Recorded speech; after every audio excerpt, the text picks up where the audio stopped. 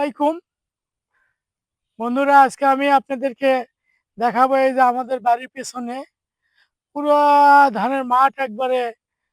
এই মাঠগুলো একবারে ধানে ভরপুর ছিল। কিছুদিন আগে, এক সপ্তাহ আগেই এই পুরো মাঠগুলো একবারে ধানে ভরপুর, একবারে কানায় কানায় ভরপুর ছিল। তো আমরা এদের ঈদের ছুটিতে বাড়িতে আসছি। এখন এই জমিগুলা সব ধান কাটা হয়েছে, ইনশাল্লাহ সবাই ধানগুলো বাড়িতে নিয়ে গেছে। তবে এবার একটু অসুবিধা হচ্ছে লোকজনের।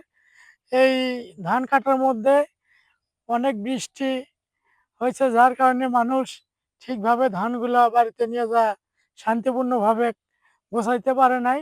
অনেকেরই বিভিন্ন ধরনের সমস্যা হয়েছে।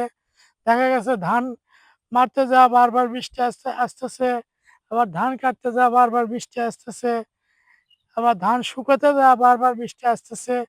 তারপরেও আমার কৃষি ভাই বোনেরা অনেক কষ্ট করে তারা ধানটা গোছাইছে, এবং এই যে পল খের দেখতেছেন, এগুলাও অনেক কষ্ট করে তারা গোছাইছে।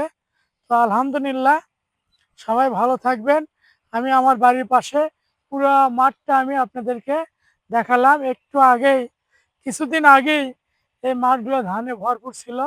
তো ইনশাল্লাহ সব ধান বাড়িতে নিয়ে যেতে পারছে। সবাই ভালো থাকবেন, আলহামদুলিল্লাহ।